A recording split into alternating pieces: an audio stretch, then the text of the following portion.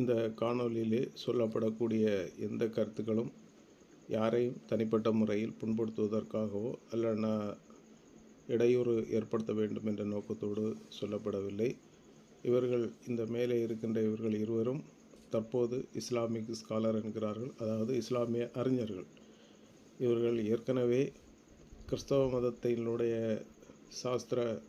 தர்க்க சாஸ்திரங்களை, அதாவது வேதாகம கல்லூரியிலே படித்து பாஸ்டர் நிலையில் இருந்து அவர்களுக்கு ஏதோ பெரிய ஆதாயங்கள் கிடைக்கவில்லையோ என்னதோ தெரியவில்லை, ஏதோ ஒரு சந்தேகத்தின் பேரிலே இன்னொரு அமைப்பிலே சேர்ந்து ஒரு இஸ்லாமிக் ஸ்காலர் என்று சொல்கிறார்கள். எனவே அவர்கள் தற்போது தங்களுடைய மதத்தை பற்றி, அதாவது தற்போது இருக்கின்ற இஸ்லாமிய மதத்தை பற்றி அவர்கள் போதிக்காமல் பைபிளிலே இருந்து சில வசனங்களை எடுத்துக்கொண்டு அது பொருந்தவில்லை, இது பொருந்தவில்லை, இது பொய் என்று இவர்கள் இருவரும் இதை சொல்லிக்கொண்டே இருக்கிறார்கள். அப்போ ஏனென்றால் இவர்கள் ஒரு புதிதாக ஒரு மதத்திலே போய் சேர்ந்து விட்டால் தன்னுடைய மதத்தில் உள்ள ஒரு நல்ல கருத்துக்களை சொல்வதற்கு பதிலாக இவர்கள் ஏன் இப்படி இன்னொரு மதத்தில் உள்ள வேண்டாம் என்று போன மதத்தில் உள்ள பைபிளை அவர்கள் டேபிளில் வச்சுருக்குறாங்க, இல்லை அந்த டேபிளில் வச்சுருக்காங்க, கையிலே வச்சுருக்கிறாங்க, இந்த பைபிளை வைத்து கொண்டு இதில் அது பொய் இது பொய் என்று சொல்லி இவர்கள் துணிகரமாக வாதிட்டு கொண்டிருக்கிறார்கள். இது மட்டுமல்ல, இன்னுமாய் அவர்கள் சொல்ல வேண்டுமானால் அவர்கள் சேர்ந்த மதத்தை பற்றி தான் சொல்ல வேண்டுமே ஒழிய சேர்ந்த மதத்திலே உள்ள பிரச்சனைகளை இவர்கள் பேசுவார்களா என்று பார்த்தால் இவர்கள் அதை பற்றி பேசவே இல்லை. இவர்கள் இதைத்தான் இவர்கள் சொல்லி கொண்டே இருக்கிறார்கள். சரி, பாப்போம் என்ன பேசுகிறார்கள் என்று பார்ப்போம். அனைத்தும் ஏக இறைவன் ஒருவனுக்கே மோசே தீர்க்கதரிசி மூலமாக அதாவது புகழ் அனைத்தும் ஏக இறைவன் ஒருவன், அதாவது வேதாகம அடிப்படையிலே ஏக இறைவன் யாகுவே, அதாவது யெகோவா தேவன் என்று சொல்லப்படுகிறது. அந்த யெகோவா தேவனுக்கு புகழ் அனைத்து சேர்வதாக சொல்கிறோம். வேதம் தோரா அல்லது தௌராத், அந்த வேதத்தை பின்பற்றியவர்கள் இஸ்ரவேலர்கள் என்ற குலப்பெயரை என்பதை கூறும் சட்டங்கள் நிறைந்த வேதம். அந்த வேதம் பிற்காலத்தில் வழிகட்ட யூதர்களால் கிரேக்க தத்துவங்கள் கலந்து தனாக் என்ற புத்தக தொகுப்பாக அபத்தமானது. சரி, இருக்கட்டுங்க. இவர்கள் தேவன் கொடுத்த வேதம் தோரா என்கிறார்கள். அதாவது மோசே என்ற தீர்க்கதரிசிக்கு, பைபிளிலே மோசே தீர்க்கதரிசிக்கு கடவுள் சீனாய் மலையிலே கற்பலைகளை கொடுத்து அதை எழுத்து வடிவமாக திரும்ப புஸ்தகமாக ஆக்கியதை அதை தோரா என்கிறார்கள். ஆனால் இவர்கள் அதை வழிகட்ட யூதர்கள் கிரேக்க தத்துவங்கள் கலந்து தவறுகள் வந்தது என்று சொல்லி அதை இஸ்ரவேலர்கள் இன்னும் தற்போது உள்ள கிறிஸ்தவர்கள் கூட அந்த தோராவை வைத்துக்கொண்டு தங்களுடைய வேதம் என்று சொல்லி அப்படி அவர்களை குறை சொல்வதாக இவர்கள் சொல்கிறார்கள். அதாவது பைபிள் அதாவது ஆபிரகாம் முதல் இயேசு கிறிஸ்து வரைக்கும் உள்ள எல்லா வம்ச வரலாறுகளையும் தகப்பன் தாய் இன்னுமாய் வம்ச வரலாறுகளை மிகவும் தெளிவாக போதிக்கின்ற ஒரே வேதமாக பைபிள் இருக்கிறது. அந்த இயேசு கிறிஸ்து என்பவர் யூத மரபுப்படி இஸ்ரவேல் நாட்டிலே யூத மரபிலே பிறந்தவர். அப்படி இருக்கும்போது கிறிஸ்துவை பின்பற்றினவர்கள் யூதர்கள்.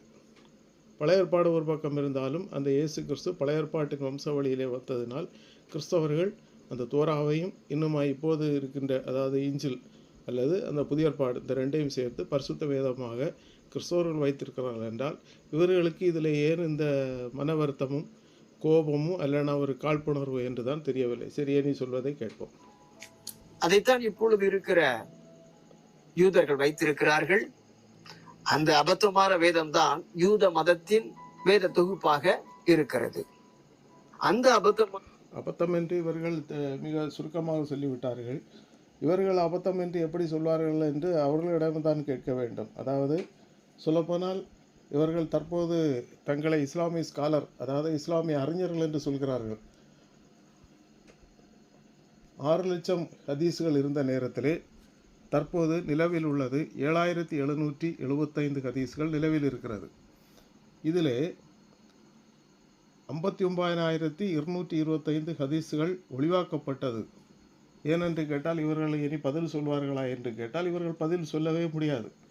அப்படி இருக்கும்போது இவ்வளவு ஹதீஸ்கள் தள்ளுபடி செய்திருக்கும் போது பைபிளிலே சில இது தேவையில்லாமல் எழுதினவர்களும் கூட அதிலே இருப்பார்கள். அப்படிப்பட்டவர்களை தொகுத்து ஆராய்ந்து அதிலே சில நல்ல கருத்துக்களும் இருக்கும். கிறிஸ்துவோடு பொருந்தி வரக்கூடியதை எழுதியிருப்பார்கள். அதைத்தான் தொகுத்து எழுதி வேதாறிஞர்கள் கொண்டு வந்திருக்கிறார்கள். இதிலே இவர்களுக்கு ஏற்பதிலே கூட அவ்வளவு சங்கடமான நிலை இருக்கிறது. சரி, இனி என்ன சொல்கிறார் பார்ப்போம். வேதத்தை கிறிஸ்தவர்கள் எடுத்து வைத்துக் கொண்டு பழைய ஏற்பாடு என்று பெயரிட்டு தங்களுடைய வேதம் போல பாவித்து வருகிறார். சரி, அப்படியானால் முகமதுவோடு கூட இருந்தவர்கள் எப்படி அந்த பைபிளினுடைய பழைய ஏற்பாட்டு பகுதிகளை அப்படியே காப்பி அடித்து தங்களுடைய வேதத்தை உருவாக்குனது எப்படி என்று கேட்டால் இதற்கு இவர்கள் பதில் சொல்லவே மாட்டார்கள். இவர்களால் பதில் சொல்ல முடியாது. சரி, ஓகே. யூதர்களின் தலாக் என்ற இந்த பழைய ஏற்பாடு நூலை கிறிஸ்தவர்கள் தங்களுடைய வேதம் என்று உரிமை கொண்டாடுவதற்காக பழைய ஏற்பாடு, அதாவது உரிமை கொண்டாடுவதிலே உங்களுக்கு ஏன் இந்த காழ்ப்புணர்வு? உரிமை கொண்டாடத்தான் செய்வார்கள். காரணம், பழைய ஏற்பாடு பழைய ஏற்பாட்டில் இஸ்ரவேல் வம்சத்திலே யூத வம்சத்திலே இயேசு கிறிஸ்து பிறந்தார். இயேசு கிறிஸ்துவை பின்பற்றினவர்கள் கிறிஸ்தவர்கள் என போற்றப்படுகிறார்கள், கிறிஸ்தவர்கள் என அழைக்கப்படுகிறார்கள். அப்படி இருக்கும்போது அவர்கள் அந்த புக்கையும் தங்களுடைய புஸ்தகமாக வைப்பதிலே உங்களுக்கு என்ன என்றுதான் கேள்வி. கசஸ் என்ற புஸ்தகத்திலே உங்கள் புஸ்தகத்திலே இருக்கிறது.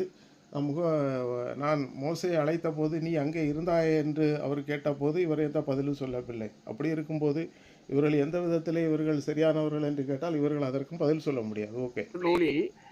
இயேசுவை பற்றிய தீர்க்க தரிசனங்கள் இருக்கிறது என்று சொல்லி இயேசுவை பற்றிய தீர்க்க தரிசனங்கள் இருக்கிறது, அது உங்களுக்கு தெரியாதா? பழைய ஏற்பாடில் நீங்கள் ஏசாயா 53 படித்தால் இயேசு கிறிஸ்துவனுடைய மரண விவரங்களும் இருக்கிறது. அதற்கு முந்தைய பகுதியில் பார்க்கும்போது அவருடைய பிறப்புகள் எல்லாம் தெளிவாக இருக்கிறது. இதிலே சில மொழிபெயர்ப்புகள் மாற்றங்கள் எழுத்துக்கள் எல்லாம் உங்களுக்கு தெரியுமா? நீங்கள் ஹீப்ரு பைபிள் எடுத்து படித்தீர்களா? தமிழ் பைபிளில் வரும்போது சில மாற்றங்கள் வரதான் செய்திருக்கிறது. அதை கிறிஸ்தவர்களே நாங்களே அதை ஒத்துக்கொண்டுதான் இருக்கிறோம். நீங்கள் அதை ஹீப்ரு அதாவது மூல மொழியாகிய ஹீப்ரு பைபிள் படித்தீர்களா என்று கேட்டால் உங்களுக்கு அது தெரியவே செய்யாது. அப்படி இருந்திருக்கும்போது உங்களுக்கு அரபி பைபிளாக தெரியுமா என்று கேட்டால் அதே தெரியாது. அப்படி இருக்கும்போது நீங்கள் பைபிளை எடுத்து வைத்துக்கொண்டு பைபிளுக்கு விரோதமாக பேசுவேன். ஏன் நீங்கள் தற்போது சேர்ந்திருக்கிற மதத்தில் உள்ளதை சொல்ல வேண்டியதானே? சொல்லுங்க பாப்போம். ஓகே. புதிய ஏற்பாட்டு நூலை தயாரித்து வைத்திருக்கிறார்கள். பழைய ஏற்பாடு மேற்கோள் காட்டி எழுதியதை போல பழைய ஏற்பாடு நூலில் இயேசுவை பற்றிய தீர்க்க தரிசனங்கள் இல்லை என்பதை தெளிவான ஆதாரங்களுடன் தொடர்ந்து நம்ம பார்த்து வருகிறோம். கிறிஸ்தவ போதகர்கள்ட்ட போய் பழைய ஏற்பாட்டில் இயேசுவை பற்றி எழுதப்பட்ட புஸ்தகங்கள் இல்லை என்று சொல்கிறார்கள். புஸ்தகங்கள் பழைய ஏற்பாட்டிலே தள்ளுபடி ஆகமங்கள் எல்லாம் என்று இருக்கிறது. இன்னும் சொல்ல போனால் யுத்த புஸ்தகம், நியாயப்பிரமாண புஸ்தகம், யாசேர் புஸ்தகம், நடபடிகள், நாளாகமம், ராஜாங்க புஸ்தகம், நடபடிகள், இன்னும் பூரீம், இப்படிப்பட்ட பல புஸ்தகங்கள் இருப்பதெல்லாம் இவர்களுக்கு தெரியுமா? அதில் எந்த புஸ்தகத்தில் எது எழுதியிருந்தது என்று இவர்களுக்கு தெரியுமா? இவர்கள் தங்களை அறிஞர்கள் என்று சொல்லிக் கொண்டிருக்கிறார்கள். மக்கள் தான் பார்க்க வேண்டும், சிந்திக்க வேண்டும். ஏதாவது பைபிள் உள்ள சந்தேகங்களுக்கு விளக்கம் கேட்டா அவர்கள் அவருடைய மூட நம்பிக்கையின் கொள்கைக்கு ஏற்ப ஏதாவது ஒரு விளக்கத்தை கொடுத்து மக்களை சிந்திக்க விடாமல் பார்த்து கொள்ளுகிறார். ஒருத்தரும் மூட நம்பிக்கை இல்லை. கற்றவர்கள் இப்போது நிறைய இருக்கிறார்கள். எல்லாருக்குமே எல்லா மொழிகளும் அரபி நீங்கள் படிக்கிறீங்க. அதே போல் இவர்களுக்கு ஹீப்ரு படிப்பதற்குரிய எல்லா நடைமுறைகளும் இப்போதைய முறைப்படி எல்லாருக்கும் எல்லா வழிகளும் இருக்கிறது. எனவே எல்லாரும் தெளிவாகத்தான் இருக்கிறார்கள். அவர்கள் மக்கள் தெளிவாக கிறிஸ்துவனுடைய ரட்சிப்பை ஏற்றுக்கொண்டு இருப்பதிலே உங்களுக்கு அவ்வளவு மனசு கடின நிலைக்கு வருகிறது என்பதுதான் உண்மை இல்லையா? அதாவது ஒரு குறிப்பிட்ட சமூகம் அவர்கள் நம்புகிற வேதத்தை மக்கள் தொடக்கூடாதுன்னு சொல்லி அதை படிக்க விடாம தடுக்கிறாங்கல்ல. அதை போலதான் இவங்க இப்போ யாரை சொல்கிறாங்கன்னா கத்தோலிக்க மத பிரிவினரே சொல்கிறாங்க. கத்தோலிக்கத்திலே யாருமே பொதுவாக பைபிள் படிக்காமல் எல்லாம் இல்லை. இப்பொழுது எல்லாருமே பைபிள் படிக்கிறார்கள். பைபிள் படித்து சரி ஓரளவுக்கு அவர்கள் புரிந்து அதற்குட்பட்டு இருக்கிறவர்கள் இருக்கத்தான் செய்கிறார்கள். ஏன் அது இவர்களுக்கு நேரடியாக கத்தோலிக்கர்கள் என்று சொல்ல முடியவில்லை. கிறிஸ்தவர்களை தான் இவர்கள் கூறி, கத்தோலிக்கர்கள் அது இன்னொரு பக்கமாக இருந்தாலும் அவர்கள் பைபிளை இப்போ அவர்களும் படிக்கத்தான் செய்கிறார்கள். ஒரு காலத்தில் இருந்துச்சு பைபிள் படிக்கக்கூடாது. காரணம், இப்போ ஒரு கோயிலில் போயாச்சுன்னா உங்கள் பள்ளிவாசலில் போனால் குறிப்பிட்ட இடத்துக்கு பிறகு இன்னார் போகக்கூடாது இன்னார் போகலான்னு சொல்லிட்டு எல்லாம் இருக்கிறது போல் எல்லா இடங்களிலும் பைபிள் அதற்கு தனியான கண்ணியம் கொடுக்கப்பட்டிருந்ததுனால எல்லாரும் அது படிக்காமல் இருந்தது. ஆனால் இப்போது அப்படி கிடையாது. எல்லாமே அவைலபிளாக நமது மொபைல்லே அதை டவுன்லோடு பண்ணி வைக்கலாம், அதை படிக்கலாம். எனவே தெளிவாகத்தான் இருக்கிறது. இப்பொழுது யாரும் மறைக்கவில்லை. நீங்கள் அங்கே இருந்து இப்படி ஏதாவது சொல்லி குழப்பது உங்களுக்கு தான் அது வெறுப்பாக இருக்கும். ஓகே. கிறிஸ்தவ போதகர்கள் சொன்னது போல கிறிஸ்தவ போதகர்கள் நாங்க சொல்றதை அப்படியே நம்பணும், புரிந்து கொள்ள முடியும். இது திருஷ்டாந்தம். இப்படி ஒரு அப்படியெல்லாம் கிடையாதுங்க. அப்படியே புரிந்து கொள்ள முடியும் என்று அவர்கள் சொன்னாலும் அப்படியெல்லாம் கிடையாது. அவங்க சொன்னாலும் அப்படியெல்லாம் கிடையாது. இப்போ எல்லாரும் பைபிள் கையில் இருக்குது, தமிழில் இருக்குது. விளக்கங்கள், தெளிவான விளக்க புஸ்தகங்கள் தனிப்பட்ட முறையில் வந்துள்ளது. எல்லாரும் வேணும் உள்ளவர்கள் அதற்கேற்றபடி டவுன்லோடு பண்ணி பார்க்கக்கூடிய அளவில் மொபைலில் கூட அதெல்லாம் இருக்குது. எல்லாரும் தெளிவாகத்தான் இருக்கிறோம். உங்களுக்கு பைபிளை ஏற்றுக்கொள்வதில் உங்களுக்கு பிரச்சனை. ஏதோ ஒரு குறிப்பிட்ட பிரிவினர் உங்களை ஏதோ ஒரு குறிப்பிட்ட இடத்துக்கு கூட்டிகிட்டு போய் இப்படிப்பட்ட உங்களுக்கு பிரச்சனைக்குரிய வசனங்கள், எத்தனை வசனங்கள் வந்து பைபிளில், அதாவது ஏசாயா தீர்க்கதரிசி சொன்னது புதிய ஏற்பாட்டில் நிறைவேறி இருக்கிறது. இந்த ஒன்றுமே கிறிஸ்தவத்துக்கு அடிப்படை ஆதாரம். வேறு பின்னாடி என்ன வேணும்? அதை காப்பி அடித்து கிட்டத்தட்ட 610 வந்த உங்கள் மதத்தினுடைய தலைவர் பைபிளுடைய பல பகுதிகளை காப்பி அடித்து என்ன செய்திருக்கிறார்? இப்படி குரான் உருவாக்கி வைத்திருக்கிறார். அந்த குரானிலே 2 விதமான அல்லாக்களை அவர்கள் சொல்கிறார்கள். உங்கள் அல்லாஹ் வந்து யார் என்று கேட்டால் குறைசி மத பிரிவிலே 3 பெண் மக்களின் அப்பாவாக சித்தரிக்கப்பட்டுள்ளது. அந்த 3 பெண் மக்களுடைய அப்பா யார் என்று அதை சூரத்து 53, 19, 20, 21 இதில் நீங்கள் பார்த்தால் லாத்தா, மலாத்தா, மனாத்தா, உஷா. இதில் நீங்கள் பார்த்தால் இன்னுமாய் சஹி புகாரி 2731 அது ஒரு பெண். அப்படி இருக்கும்போது அந்த 3 பெண் மக்களின் அப்பாவாகத்தான் அந்த அல்லாஹ் யார் என்றால் அவருக்கு வடிவம் இல்லை. இது வந்து எங்கே இருந்தது என்றால் கபாவிலே இருந்தது. அந்த அல்லாஹுக்கு வடிவம் இல்லாத ஒரு கல்லாக இருந்தது காரணத்தினால் அது அல்லாஹ் வந்து ஏக கடவுள். இன்னொரு மதத்தில் உள்ள ஒரு கடவுளை பிடித்து நீங்கள் உங்கள் மதத்திலே ஏக கடவுள் என்று சொல்வது எந்த விதத்திலே சரி? அப்படி சரி, அதாவது விட்டியலா கடைசியில் என்ன தோராவையும் இஞ்சிலையும், அதாவது பழைய ஏற்பாடையும் புதிய ஏற்பாடையும் காப்பி அடித்து குரான் எழுதப்பட, அதுலேயும் கூட 1000 பிரச்சனை. சொல்லப்போனால் என்னது 6000 ஹதீஸ் இருந்த இடத்துல இப்போ தற்போது நிலவில் உள்ள 6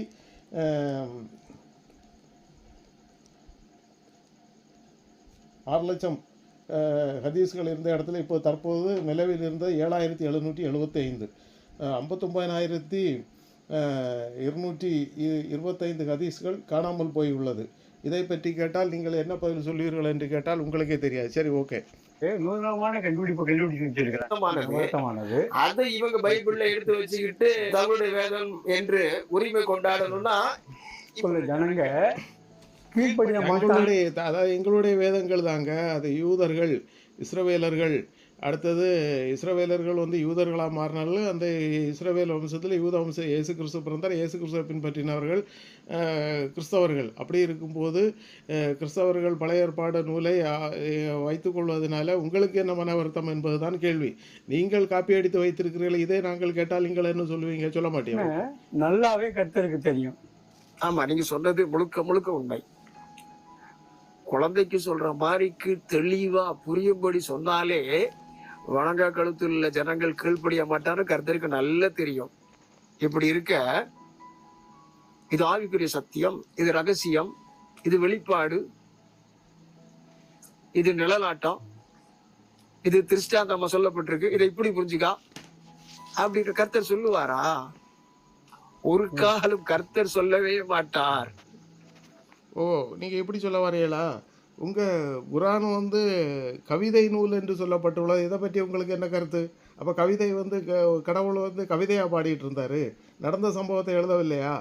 இதுக்கு பதில் சொல்லுவீங்களா? கர்த்தர் இப்படி உடனே நீங்கள் என்னது இல்லாமல் சொல்கிறீங்க இல்லை, இது திருஷ்டாங்கம், இது ஆவிக்குரிய ரகசியம் என்று அவர் சொல்வாரா என்று கேட்டால் அங்கு கவிதை நடை என்று இருக்கிறது. இதை பற்றி ஒரு மானியமிக்க ஒரு தூதனின் சொல் என்று எழுதப்பட்டு எழுதியிருக்கிறது. இது வந்து அதாவது ஒரு ஹீரா குகையிலே ஒரு குறிப்பிட்ட தூதன் வந்து தன்னிடம் சொன்னதாக வாய்வழி சொல்லக்கூடிய ஒரு பகுதி.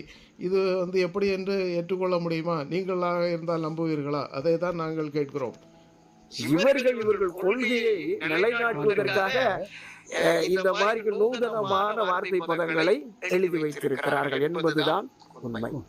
அதாவது நூதனமான கொள்கை என்று சொல்லாதுங்க. உங்கள்கிட்ட வந்து ஒரு குரான்ல இருந்து ஒரு வசனங்கள் கேட்டால் அதற்கு அர்த்தம் இதுதானே என்று கேட்டால் நீங்கள் என்ன சொல்லுவீங்க? அது வந்து ஒவ்வொருவனுக்கும் ஒரு ஒரு அர்த்தம் உண்டு. அதுக்கு அர்த்தம் இது இல்லை இது இல்லைன்னு சொல்லிட்டு நீங்கள் எவ்வளவு பல்ட்டி அடிக்கக்கூடிய காரியங்கள் எல்லாம் இருக்கிறது, அதில் எங்களுக்கு தெரியாமலா இருக்குது. சுருக்கமாக சொல்ல போனால் இத்தனை ஹதீஸுகள் வந்து 59,225 ஹதீஸ் வந்து காணாமல் போய் உள்ளதே என்று கேட்டால் அதற்கு உங்களால் பதில் சொல்ல முடியாது. சரி சரி ஓகே. இது யூதர்களின் பழைய ஏற்பாடு மூலம் தான் உண்மை. யூதர்களுடைய பழைய ஏற்பாட்டிற்கும் கிறிஸ்துவருடைய புதிய ஏற்பாட்டிற்கும் எந்தவித சம்பந்தம் இல்லை என்று நம்ம தொடர்ந்து நம்மளுடைய 13வது அதிகாரத்துல 33வது வசனத்திலிருந்து வேறு ஒரு உவமையை அவர்களுக்கு சொன்னார். பரலோக ராஜ்யம் புளித்த மாவுக்கு ஒப்பாயிருக்கிறது. அதை ஒரு ஸ்திரீ எடுத்து முழுவதும் புளிக்கும் வரைக்கும் 3 படி மாவிலே அடக்கி வைத்தாள் என்றார். இவைகளை எல்லாம் இயேசு ஜனமாயை உவமைகளினால் திறப்பு எப்படி நடந்தது. நீங்க வாசிச்சிருந்த செய்தி சங்கீதம் 78 இருக்குது. அந்த 78 சங்கீதத்தை நீங்க வாசிங்க. உபதேசத்தை கேளுங்கள், என் வாயின் வசனங்களுக்கு உங்கள் செவிகளை சாயுங்கள். என் வாயை ஓமைகளால் என் அறிவுரைக்கு செவி சாயுங்கள், என் வாய் முறை எடுத்துரைப்பேன் என்று எழுதப்பட்டிருக்கிறது. ஆனா மறுபடியும் இந்த 2வது வசனத்தை வாசிக்கிறேன். என் வாயை ஓமைகளால் திறப்பேன், பூர்வகாலத்தை நாங்கள் கேள்விப்பட்டு அறிந்தோம். ஆமாம், இதில் உங்களுக்கு என்ன பிரச்சனை இருக்குது? பைபிளில் இருக்கக்கூடியது ஓமைகளால் திறப்பேன், என்னை குளறிய பேச்சினால் இந்த பரியாசங்களாலும் இவர்களோடு இந்த ஜனங்களோடு பேசுவேன் என்றெல்லாம் சொல்லப்பட்டுள்ளது. இதை பற்றியெல்லாம் உங்களுக்கு ஒரு சந்தேகம் வரும் இல்லையா? பைபிளில் இருக்கக்கூடியது வந்து ஓமைகளால் பேசுவேன் என்றால் இதில் உங்களுக்கு என்ன பிரச்சனைன்னு தான் கேட்குறோம். அதாவது நீங்கள் சொல்கிறீங்க புளித்தமாக ஒப்பாக இருக்கிறதுன்னு. இதில் என்ன பிரச்சனை? உங்களுக்கு கூட ஒரு நன்மை கிடைக்கிறது என்றால் நீங்கள் உங்களை சார்ந்தவர்களுக்கு அந்த நன்மை போய் சேர வேண்டும் என்று நீங்கள் நினைப்பீர்களா? நினைக்க மாட்டீர்கள். நீங்கள் அந்த நன்மை நமக்கு மட்டும் கிடைக்க வேண்டும் என்று நினைக்கக்கூடிய ஆட்கள் நீங்கள் மட்டும் இல்லை, யாருமே எல்லா மதத்திலையும் எல்லா மத பிரிவிலையும் இருக்க தான் செய்கிறாங்க. அந்த கதை தான் இங்கே சொல்லியிருக்கு. அதனால் வேதத்தை அறிந்தவர்கள், பைபிளை புரிந்தவர்கள், கிறிஸ்துவை பற்றி தெய்வத்தை பற்றி இன்னொருவரிடம் சொல்ல வேண்டும், பரலோகராஜ்ய சுதந்திரிகளாக மாற்ற வேண்டும் என்பது தான் இதனுடைய மறைவான அர்த்தம். இதை நீங்கள் தவறாக புரிய தெரியாமல் வேறு விதமாக புரிந்து கொண்டு இருப்பதை உங்களுக்கு எந்த இடத்துல இருந்து யார் என்ன சொல்லி தந்தாங்களோ இது உலகத்தையும் சொல்லுவதற்காக உங்களுக்கு எவ்வளவு கிஃப்ட்டு அல்லனா நன்கொடை கிடச்சின்னு உள்ளது உங்களுக்கே தெரியும். அந்த நன்கொடை தான் அதுக்கு சாட்சியை ஒழிய நாங்கள் எல்லாம் சாட்சி கிடையாது. சரி ஓகே சொல்லுங்க. எங்கள் பிதாக்கள் அவைகளை எங்களுக்கு தெரிவித்தார்கள். அது 2வது வசனத்துடைய கண்டினியூஷனத்தில் உள்ள மறைவான செய்திகளை மறைக்காமல் அவருடைய பலத்தையும் நம்ம சரிதானங்க. எங்கள் பிதாக்களை எங்களுக்கு சொல்லி தருவாங்க. இப்போ நாங்கள் பைபிள் படிக்கிறோன்னா எங்களுடைய முன்னோர்கள், இப்போ இன்றைக்கு இருக்கக்கூடிய பாஸ்டர் இதற்கு முந்தைய அவர் இருந்தாரான்னு கேட்டால் அவர் இருந்திருக்க மாட்டார், அவருக்கு முந்தைய உள்ளவர் இருந்திருப்பார். எங்களுடைய பிதாக்கள் என்றால் எங்களுடைய அப்பாவாக இருக்கலாம், எங்களுடைய தாத்தாவாக இருக்கலாம், அல்லது எங்களுடைய மதத்தை சார்ந்த ஒரு தலைவராக இருக்கலாம். வேதத்தை கற்றவர்கள் சொல்லி தந்திருப்பார்கள், அவருடைய பிள்ளைகள் சொல்லிக் கொடுப்பார்கள், அவருடைய பக்தர்கள் சொல்லி கொடுப்பார். இதுதான் இதில் உள்ள உண்மையை ஒழிய இதில் வேறு ஒன்றும் இல்லை. வேதத்தை ஸ்தாபித்து அவைகளை தங்கள் பிள்ளைகளுக்கு அறிவிக்கும்படி தம்முடைய பிதாக்களுக்கு கட்டளையிட்டார். நீங்கள் உங்களை இஸ்லாமிய ஸ்காலர்னு சொல்கிறீங்க இல்லை, உங்களுக்கு எதுக்கு இப்போ பைபிளுங்க? உங்களுக்கு பைபிள் இப்போ தேவையே கிடையாது. உங்களுக்கு அது வேண்டான்னு சொல்லிட்டு நீங்கள் புளிச்சு வெளியில் வந்தாச்சு இல்லை மாதிரி. என்ன நீங்கள் என்ன செய்யணும்? இப்போ குரானை எடுத்து வைக்கணும். 60,000 ஹதீஸில் வந்து தற்போது 7,775 59,225 ஹதீஸ்கள் காணாமல் போனதே. கொஞ்சம் தீயிட்டு எரிச்சாங்க இல்லை. இந்த ஹதீஸில் உள்ளது எங்கே இருந்தது அதை தான் நீங்கள் ஆராயணுமே ஒழிய நீங்கள் அதை விட்டுட்டு பைபிளை எடுத்து உங்களுக்கு வேண்டாம் நாய் ஏஜில் விட்டுட்டு போக வேண்டியதானே மாதிரி எடுத்து பைபிள் எடுத்து வச்சிருக்கிறிய.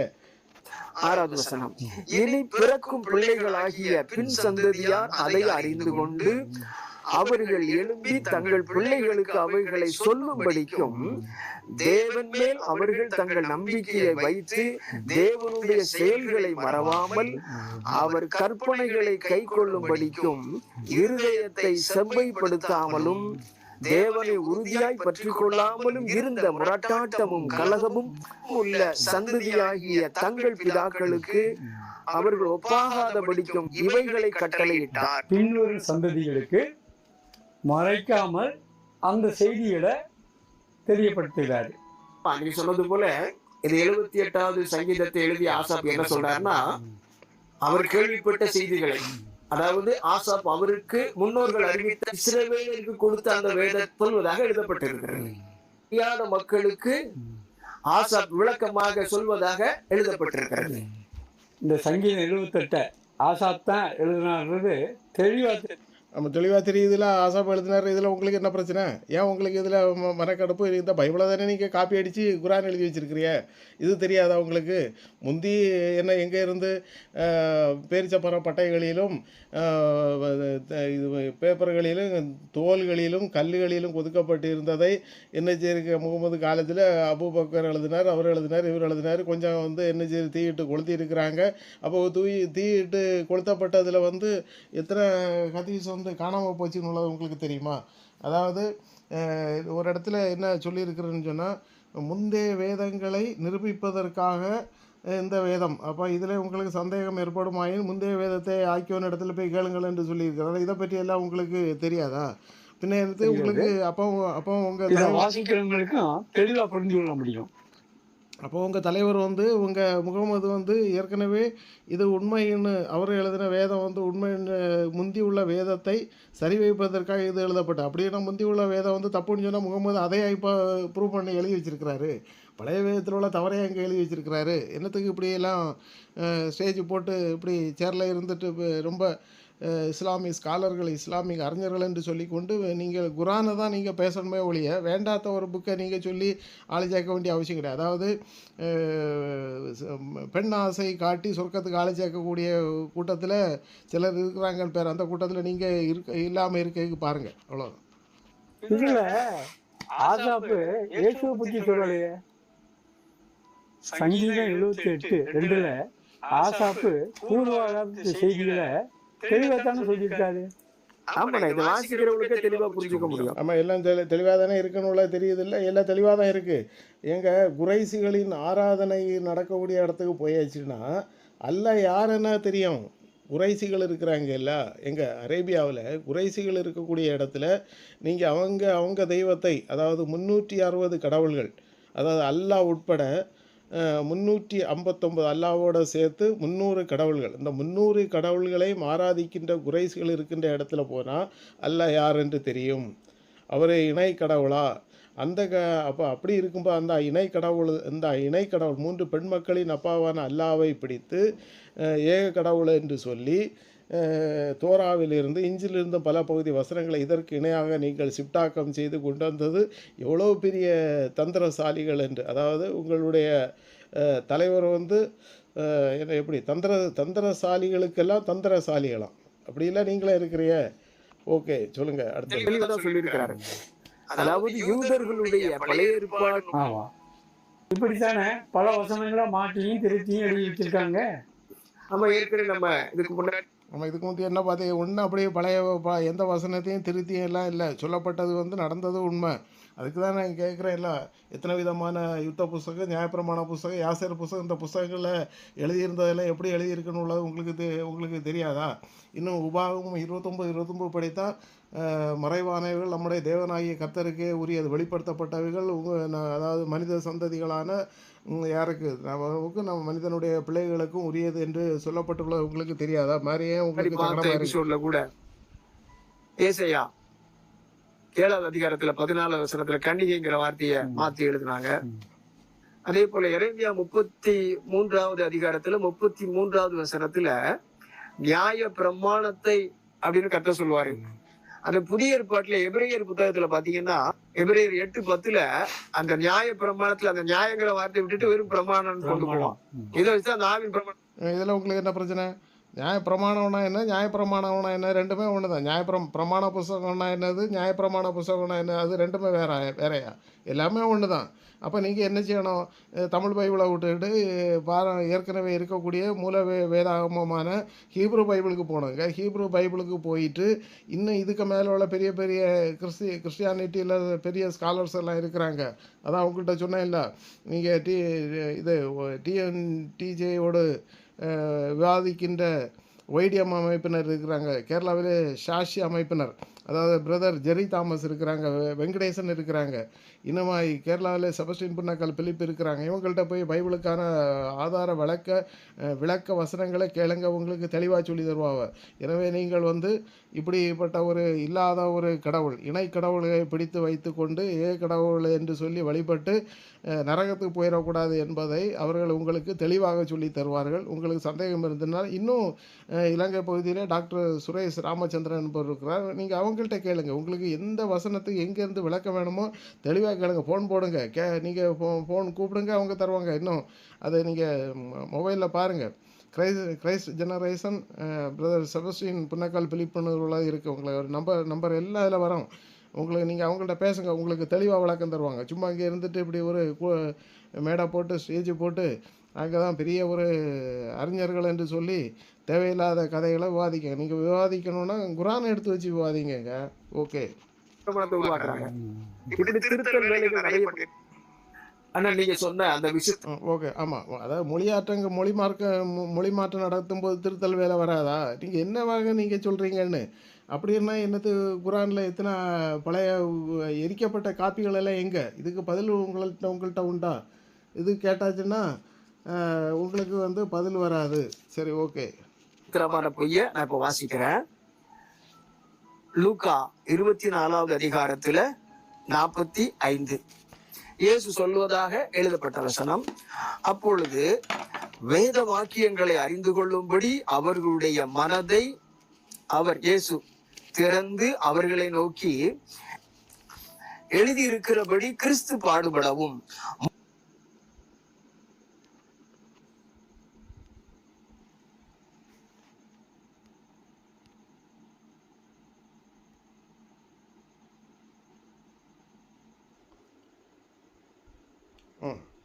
ஓகே. அதாவது எழுதியிருக்கிறபடி என்று சொல்லியிருக்கு. அப்போ என்ன எழுதியிருக்கு? பழைய ஏற்பாட்டில் சொன்னப்பட்டது என்று எழுதியிருக்கா? நீங்கள் தானே சொல்கிறீங்க. எழுதியிருக்கிறதாம், இயேசு மரித்து 3வது நாளில் உயிர்த்தெழுவார் என்று யூதர்களுடைய பழைய ஏற்பாட்டில் எழுதப்பட்டிருக்கிறது. என்ன அழகா போய் சொல்கிறிய பார்த்தீங்களா? கண்ணாடி போட்டிருக்கிறிய, டை கட்டியிருக்கிறிய, கோட்டு போட்டிருக்கிறிய, இதில் வேற இன் பண்ணியிருக்கிறிய, வேற என்னது பைபிள் இருக்குது. இப்படி உங்கள் இந்த இஸ்லாமிக் ஸ்காலர் என்று சொல்லிவிட்டு உங்கள் கைக்குள்ளே ஒரு குரான் கூட இல்லை. நீங்கள் வந்து குரானில் கூட இருக்குது, இயேசு கிறிஸ்து ஒபாத்தனார் என்று தெளிவாக அங்கே இருக்குது. அது உங்களுக்கு தெரியாதா? உன்னை மறிக்க செய்வேன், என்ன அளவிலே உயர செய்வேன் என்று எழுதியிருக்கிறது. அப்போ நீங்கள் பைபிளை பார்த்து காப்பி அடித்து தானே அங்கே குரான் எழுதி வச்சுருக்கிறீங்க. இது உங்களுக்கு தெரியாதா? உங்களுக்கு மதராசில் இப்படியெல்லாம் சொல்லி தராங்க, இல்லை அவங்கள்ட்ட போய் கேளுங்க. ஒபாத்தனார் இது பைபிளில் இருக்கா? இயேசு ஒபாத்தனார், உன்னை மறிக்க செய்வேன், என்ன அளவில் உயரச் செய்வேன், இவரை நிராகரிப்பவர்களை நானும் நிராகரிப்பேன் என்று சொல்லி இருக்குல்ல. இதெல்லாம் உங்களுக்கு தெரியாதா? நீங்கள் சும்மா இங்கே இருந்துட்டு ஒரு பில்டப்பு கதை. உங்களுக்கு ஏதோ எங்கேருந்தோ என்ன ஒரு பெரிய ஒரு ஆதாயம் கிடைச்சிருக்கு, பைபிளுக்கு விரோதமாக பேசு, பைபிளில் இருந்து அங்கேருந்து ஒரு 4 ஆட்களை நம்ம பக்கத்துக்கு கொண்டு வா, என்னத்தை சொல்லு அதை சொல்லு, அங்கே ஒரு 72 பேர் கிடைப்பாங்க, இங்கே 72 பேர் கிடைப்பாங்க, மது பலரசம் ஆடுகள் ஓடும், இப்படியா உங்களுக்கு சொல்லி அனுப்பிவிட்டேன். அந்த கதைகளெல்லாம் இனி என்னை சொல்ல போகிறீங்களோ தெரியாது. இப்போ பேசிக் போகும். அதாவது பைபிளில் எத்தனை வசனங்கள், இவ்வளோ வசனங்கள் வந்து எல்லாமே பழைய ஏற்பாட்டில் இப்போ நடக்கின்ற கதைகள் எல்லாம் எழுதப்பட்டு உள்ளது. இயேசு கிறிஸ்து வந்து ஆபிரகாம் முதல் இயேசு கிறிஸ்து வம்ச வரலாறு வரைக்கும் உள்ள தெளிவான வம்ச வரலாறுகள் தெளிவாக சொல்லப்பட்டுள்ளது. இன்னும் உங்களுக்கு சொல்லப்போனால் நீங்கள் வந்து குறைசிகளுடைய ஆராதனை ஸ்தலத்துக்கு நீங்கள் போனால் தெரியும். அவங்க குறைசிகள் வந்து யாரை ஆராதிக்கிறார்கள்? அல்லாவை ஆராதிக்கிறார்கள், அல்லது அல்லாவோடு சேர்ந்த இணை கடவுள்களான 360 பேர். அந்த அல்லாவுக்கு 3 பிள்ளைகள் இருப்பதாக என்ன அவருடைய வேதங்கள் தெளிவாக சொல்கிறது. அந்த வேதங்கள் உங்களுக்கு தெரியுமா? அல்லாவுக்கு 3 பிள்ளைகள். சூரத்து 53 படிங்க. சூரத் 53 படித்தீங்கன்னா 53ல் 19, 20, 21 அதில் லாத்தா மனாத்தா உஷா. சஹி புகாரி 2731. அங்கே மனாத்தா என்பது பெண். ஆக மொத்தத்தில் ஒரு 3 பெண் மக்களின் அப்பாவாக அல்லாஹ் என்று இருப்பது உங்களுக்கு எப்படி இங்கே ஏக கடவுள் அல்லான்னு சொல்லி நீங்கள் பொய் சொல்லிட்டு அதை ஏதோ ஒரு ஆதாயத்துக்கு வேண்டி பைபிளை பிரித்து வச்சுட்டு பைபிளுக்கு விரோதமாக பேசிகிட்டு இருக்கிறீங்களே, கொஞ்சமாவது ஒரு பொதுவான ஒரு லாஜிக் வேண்டாமா உங்களுக்கு? என்று இயேசு சொல்வதாக இந்த இடத்திலே எழுதப்பட்டிருக்கிறது. இயேசு சொல்வதாக எழுதப்பட்ட இந்த வசனம் எங்க இயேசு அந்த இடத்துல எழுதியிருக்கிறபடின்னு உள்ளது சொல்லி இருக்கு. இதுல உங்களுக்கு என்ன பிரச்சனை? அதான் ஏசாயா 53ஆம் அதிகாரம் படித்து பார்த்தாச்சுன்னா அங்கே தான் எழுதியிருக்கு. இதுதான் அதில் உள்ள கரெக்டு. அப்போ எத்தனை புஸ்தகங்கள் இருந்ததெல்லாம் உங்களுக்கு இப்போ சொல்லியிருக்கோம். என்னது யாசேர் புஸ்தகம், இன்னுமா என்னது நடபடிகள் புஸ்தகம், இப்படி ராஜாக்களின் புஸ்தகம், நாளாகம புஸ்தகம், நியாயப்பிரமாண புஸ்தகம், இப்படிப்பட்ட பற்பல புஸ்தகங்கள் எல்லாம் இருந்ததெல்லாம் உங்களுக்கு தெரியாதா? இன்னும் எத்தனை புஸ்தகங்கள் தள்ளுபடி செய்யப்பட்டுள்ளது. சில புஸ்தகங்களில் சில பிரச்சனைகள் இருந்தது, அதனால சில புஸ்தகங்கள் அப்போ எல்லா புஸ்தகத்திலையும் தள்ளுபடி செய்யப்பட்ட புஸ்தகத்தில் இது இருந்ததுன்னு உங்களுக்கு தெரியுமா? அதானே கேட்குறோம். என்னது 60,000 ஹதீஸுகள் இருந்த இடத்துல இப்போ 5775 ஹதீஸ் தான் இருக்குது. மீதி உள்ளது எங்கே? நீங்கள் இனி அதான் என்ன செய்யுங்க, எரிக்கப்பட்ட அந்த ஹதீஸ்களை எடுத்து வச்சு ஆராயுங்க. பைபிள் நான் கிறிஸ்தவர்கள் ஃபாலோ பண்ணுவாங்கன்னா அவங்க அதை கிளியர் பண்ணிவிடுவாங்க. நீங்கள் அதை சொல்ல வேண்டிய ஒரு அவசியமும் இல்லைங்க. கேட்டீங்களா? ஓகே. அதாவது இயேசு மரித்து 3வது நாளில் உயிர் தெழுவார் என்ற வசனம் யூதர்களுடைய பழைய ஏற்பாடு புத்தகத்திலே எங்கேயாவது சொல்லப்பட்டிருக்கிறதா? சரி, நான் ஒரு கேள்வி கேட்குறேனே. கசஸ் 28:46 என்று என்னுடைய ஓர்மை சரியண்டா, நீங்கள் அந்த புக்கில் நீங்கள் படித்து பார்த்தா தெரியும். அதில் முகமது அதை நீ அதில் இருந்தியான்னு என்ன கேட்குறார். உங்கள் கடவுள் கேட்குறாரு, நான் மோசையை அழைத்த போது நீ அங்கே இருந்தாயா என்று கடவுள் கேட்டார். அது உங்களுக்கு தெரியுமா? அந்த கடவுள் யார் என்று கேட்டால் உங்கள் அல்லாஹ் பேசினதாக அல்லாஹ் முகமதுகிட்ட நான் மோசையை அழைத்த போது நீ அங்கே இருந்தாயா என்று கேட்டார் என்று இருக்கிறது. அப்படி இருக்கும்போது அந்த ஒரு வசனமே போதுமே. இஸ்லாம் எங்கேருந்து எப்படி முரண்பாடுத்துக்குனுடைய முழு உருவமே என்னது? குரான்னாலே முழு முரண்பாடுகளுக்கு மொத்த உருவம். இதை நீங்கள் புரிஞ்சுக்கிடுங்க. கேட்டிங்களா? அல்லாமல் பைபிளில் இருக்குன்ற எத்தனையோ தீர்க்கதரிசனம் நிறைவேறி இருக்குது. எழுதப்பட்டுள்ள அது இருக்கா இது இருக்கான்னு கேட்டால் 1-2 எங்கேயாவது சில மொழிபெயர்ப்புகளிலே வித்தியாசங்கள் மாற்றங்கள் வந்திருக்கு. அப்படியானா நீங்கள் திரும்ப எங்கே தான் போகணும்? மூல வேதமான ஹீப்ருவுக்கு போகணும். ஹீப்ரு பற்றி தெரிஞ்சவங்கள்ட்ட போய் கேளுங்க, இல்லைன்னா ஹீப்ரு ஸ்காலர்ஸ்கிட்ட போய் கேளுங்க. நீங்கள் இஸ்லாமிக் ஸ்காலர் என்று சொல்கிறீங்க எல்லாம். என்னது இவரோட ப்ரீவியஸ் பாஸ்டரும் இப்போது நவ் இவ்வாறான இஸ்லாமிக் ஸ்காலர் என்று சொல்கிறீங்க இல்லை? நீங்களே என்ன செய்யுங்க, ஒரு கிறிஸ்டியன் ஸ்காலர்கிட்ட போய் ஒழுங்காக கேளுங்க. அவங்க அழகாக உங்களுக்கு என்ன செய்வாங்க, விளக்கம் சொல்லி தருவாங்க. யூதர்களுடைய பழைய ஏற்பாட்டு புத்தகத்துல இப்படி ஒரு வசனம் இல்லவே இல்லை. அதனால தான் நான் இதை ஒரு விசித்திரமான பொய்ன்னு சொன்னேன். ஆமா, இப்படி உங்களுக்கு நீங்கள் இப்படி சொன்னீங்கன்னா எழுதப்பட்ட புஸ்தகங்களை சரியான உள்ளது. உங்களுக்கு சூரத் அல் அராப் 7:2-3 படிங்க. உங்களுக்கு எந்த சந்தேகமும் இல்லாமல் இதை பின்பற்றுங்கள் என்று என்ன செய்யிருக்கு. இதை சொல்லி, அதாவது அதை எப்படி சொல்லியிருக்கு? விபச்சாரம் செய்யலாம், பிறரை துன்புறுத்தலாம். அப்போ அந்த வசனங்களை நீங்கள் படித்து பார்த்தா முறை தவறை திருமணம் செய்ய தூண்டும் இஸ்லாம், சூரா அல் நிசா 4:2-3 இதை நீங்கள் படித்து பார்த்தா இப்படி என்னது முரண்பாடுகளின் மொத்த உருவமே என்னது சூரத் அல் அராப் பாருங்கள், சூரத் அல் நிசா 4:2-3 படிங்க. இப்படி ஒரு மக்களை வழி தவற செய்த ஒரு புத்தகம். இப்படி இருக்கும்போது நீங்கள் இன்னொரு புத்தகத்தை எடுத்து வைத்து அது பொருந்தவில்லை இது பொருந்தவில்லை என்று நீங்கள் ஒரு சொல்கிறீங்களே, அது உங்களுக்கு எப்படின்னு உள்ளதா? என்ன செய்யுங்க, நீங்கள் தான் யோசிக்கணும். பல இடங்களில் வசனங்களை மாற்றி திரித்துதான் எழுதியிருக்கிறார்கள். நாம் ஏற்கனவே பார்த்தது போல ஏசாயா 9:6 வசனங்களை மாற்றி எழுதியிருக்கிறார்கள். ஒரு மாற்றமும் இல்லைங்க. நீங்கள் ஏசாயா 53 படித்தாச்சுன்னா கிறிஸ்தவம் கிறிஸ்தவமே தான். இன்று வரைக்கும் கிறிஸ்தவம் தெளிவாக தான் பயணிக்கிறதே ஒழிய இப்படி பைபிளை படிச்சுட்டு அங்கே ஒரு இடத்துல போய் ஒரு பெரிய ஒரு என்னது இலங்கையில் ஒரு ஈஸ்டர் ஆராதனை நடந்துகிட்டு இருக்கும்போது உடம்பில் அது இதெல்லாம் கட்டி கொண்டு போய் பெரிய பெரிய பிரச்சனையெல்லாம் உருவாக்கணும். இதெல்லாம் யாருங்க? புல்வாமா தாக்குதல் நடத்துனது யாருங்க? இதெல்லாம் நீங்கள் ஒன்றும் பார்க்க மாட்டீங்க. சும்மா அவங்க யாரை படித்தாங்க? இப்போ நீங்கள் இங்கே இருந்துட்டு பேசிட்டு போயிடுவீங்க. ஒன்றும் தெரியாதவங்களை பிடிச்சி விட்டுட்டு அவங்கள என்ன செய்யுங்கன்னா நீங்கள் தூண்டி விடுவீங்க. இல்லைன்னு சொன்னால் வேறு எங்கேயாவது அங்கங்கே அனுப்பி விட்டு அந்த விதவைகளாக இருக்கக்கூடிய மக்கள் நிறைய இருக்கிறாங்க. சரி, நீங்கள் அதனால் பைபிள் ஸ்காலர்ஸ்கிட்ட தெளிவாக என்ன செய்யுங்க, பைபிள் அறிஞர்கள் இருக்கிறாங்க, அவங்கள்ட்ட போய் தெளிவாக பைபிளை பற்றி தெளிவாக படித்து புரிஞ்சு என்ன செய்யுங்க, ஒரு நித்திய வாழ்வுக்குள்ள சூழ்நிலைக்கு நேராக அவங்கள திசை திருப்பி கொண்டு வாங்க. இப்படி வழி கட்டு போயிடாங்க என்று தான் நாங்கள் சொல்கிறோம். அதே போல ஏசாயா 42 4வது வசனத்துல பாத்தீங்கன்னா, அவருடைய வேதத்துக்கு தீவுகள் காத்திருக்கும்னு போட்டிருக்கும். இத மத்தேயுல இயேசுவுக்கு பொருந்துறதுக்காக முதல் 3 வசனங்களை கரெக்டா எழுதிருப்பாங்க. முதல் 3 வசனம் கரெக்டாக எழுதிப்பா, அடுத்த வசனம் வந்து உங்களுக்கு புரியலை, அதுக்கு என்ன செய்ய முடியும்? உங்களுக்கு புரிஞ்சிட்டுன்னா அது ஓகே, உங்களுக்கு புரியலைன்னா அதுதான். உங்கள் குரான் எழுதும் போதும் கூட உங்களுக்கு புரிஞ்சிட்டுன்னா அந்த வசனம் அப்படியே எழுதியிருக்கும்.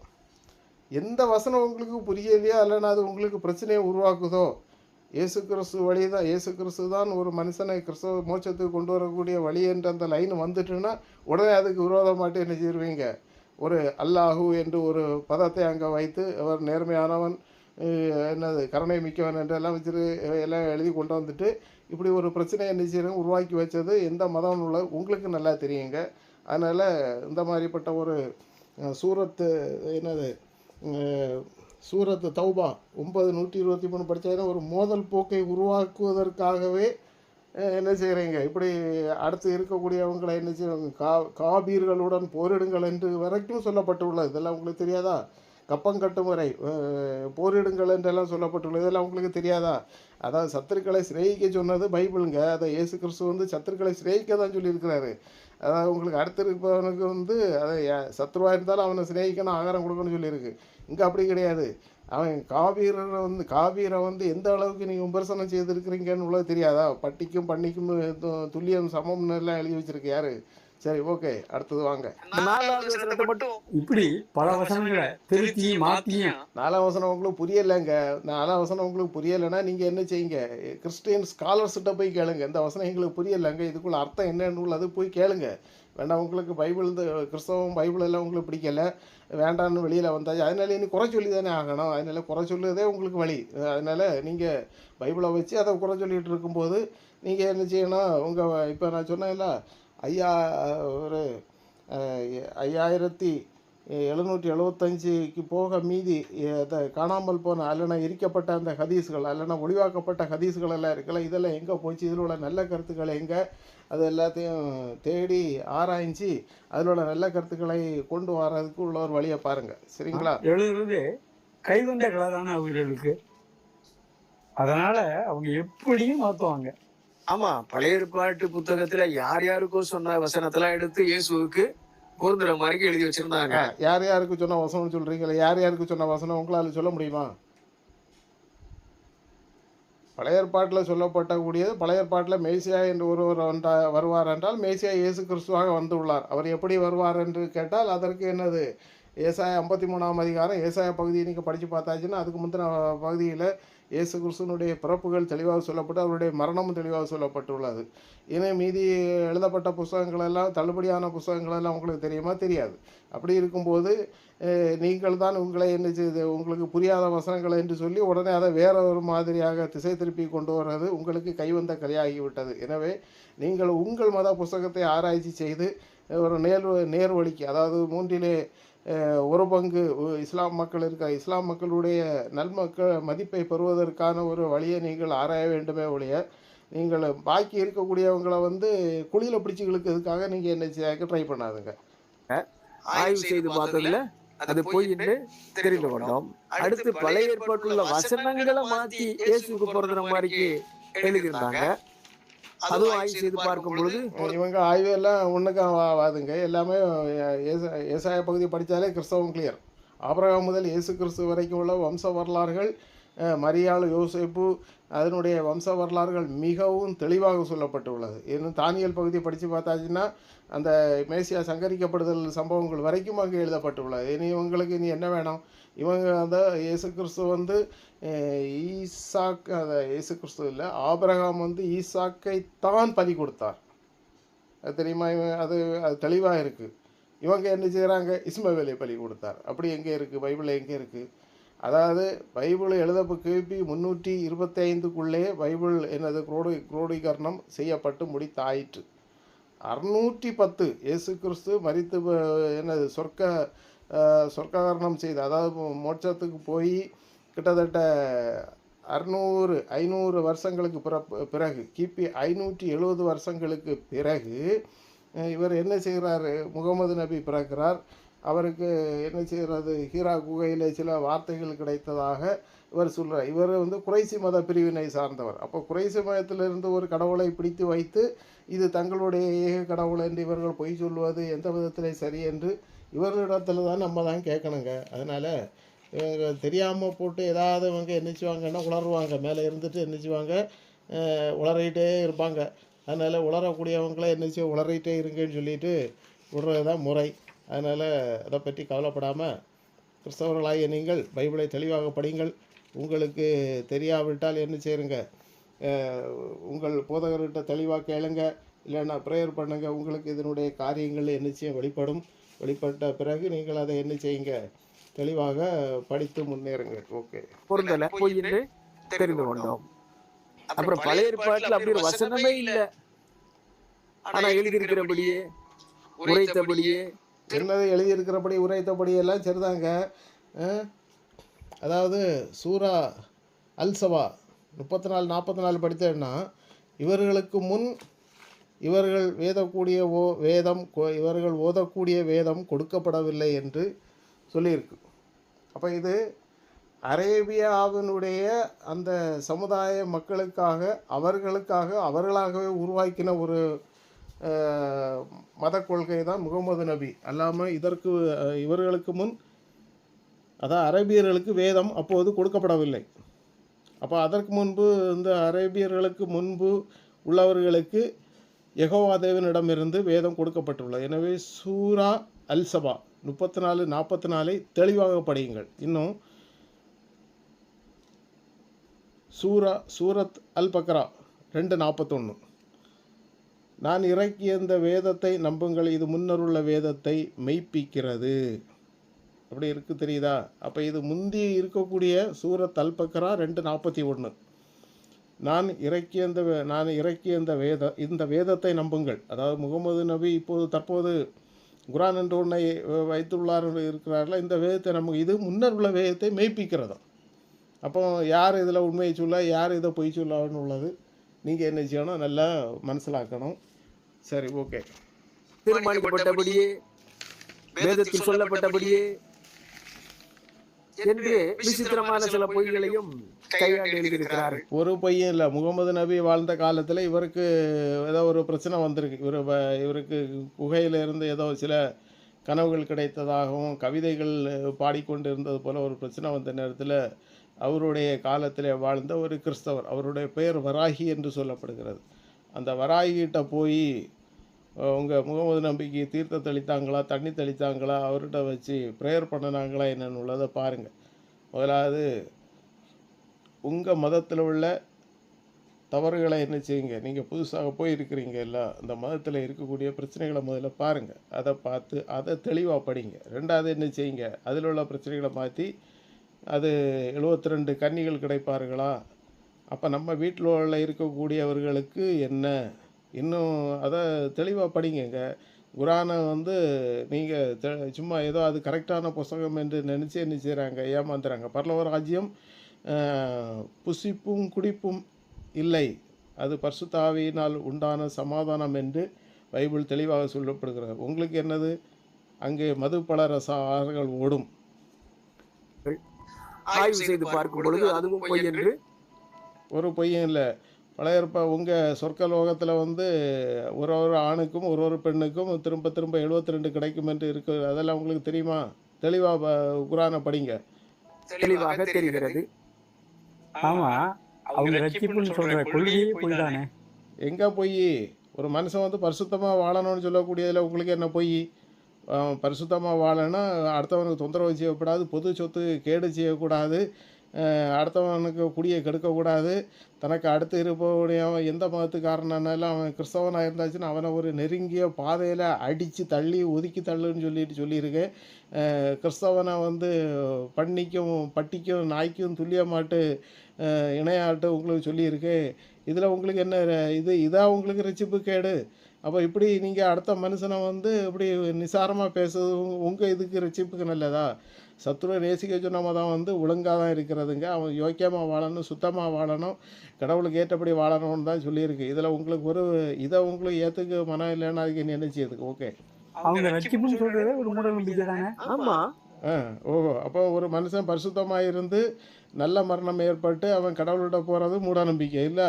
இங்கே உலகத்தில் இங்கே பூமியில் வந்து இடுப்பில் பெல்ட்டை கட்டி ஒரு புல்வாமா தாக்குதல் நடத்துது. அல்லன்னு சொன்னால் தீவிரவாதிகள் அங்கேருந்து இங்கே வந்து விமானங்களை கடத்துறது. ஒரு இலங்கையில் ஒரு கத்தோலிக்க கோயிலில் ஆராதனை நடக்கும்போது, ஈஸ்டர் பெருவிழா நடக்கும்போது தீவிரவாதம் நடத்துறது. இதெல்லாம் உங்களுக்கு நல்ல நிலை இல்லை. சரி, பேசுங்க. இந்த மூட நம்பிக்கை கொள்கை அவன் அநியாயம் செய்வது வந்து மூடநம்பிக்கை இல்லை, நேர்மையாக இருப்பது மூடநம்பிக்கை. இதுதான் உங்களுக்கு உங்கள் ஸ்காலர், நீங்கள் எல்லாம் பெரிய ஸ்காலர்கள், உங்களுக்கு கண்ணாடி டை வேற என்னங்க ஆட்கள். முட்டு கொடுப்பதற்கு அல்லது தப்ப கட்டி கட்டி கொடுக்கிற விளக்கத்துக்கு இவங்க சொல்றதுதான் ஆவிக்குரிய விளக்கம் அல்லது வெளிப்பாடு. ஆமாங்க, நீங்க சொல்றது போல ஆமாம், நீங்கள் சொல்கிறது போல் பைபிளில் இருக்கிறதெல்லாம் உங்களுக்கு என்ன செய்யலை, பிடிக்கலை. இது வந்து சாத்தானுக்கு பிடிக்காது.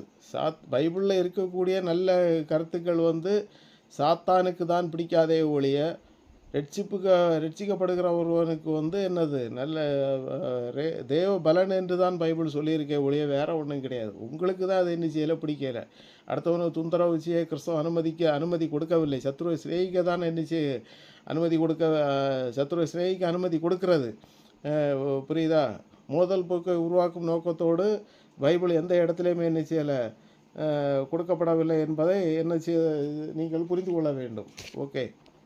அவர்களுடைய கொள்கைக்கு ஏற்ற விதமாக சப்பக்கட்டு கட்டி கொடுக்கிற விளக்கத்துக்கு தான் இவங்க ஆவிக்குரிய விளக்கம் அல்லது வெளிப்பாடு. என்னங்க நீங்கள் சொல்கிறீங்க? சூரத்து தௌபா 9:123 நீங்கள் படிச்சீங்கன்னா காபீர்களிடம் நீங்கள் கடுமையாக இருந்து கொள்ள வேண்டும் என்று சொல்லப்பட்டுள்ளது. இது என்னங்க நீங்கள் சொல்கிறது சப்பக்கட்டா? இது சப்பக்கட்டா? சூரத்து தௌபா 9:123 காபீர்களிடம் நீங்கள் மிக கடுமையாக நடந்து கொள்ள வேண்டும். புரியுதா?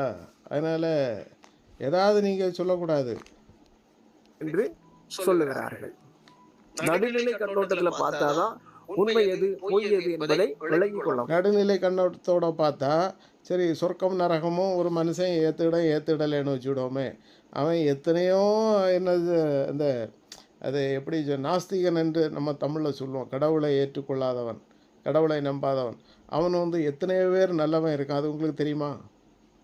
நீங்கள் கடவுளை போதித்து வைத்து விட்டு தவறு செய்கிறவனும் இருக்கிறான். அதே நேரத்தில் இப்படி புல்வாமா தாக்குதல் நடத்தினதெல்லாம் யாருன்னு உள்ளது உங்களுக்கு தெரியும்.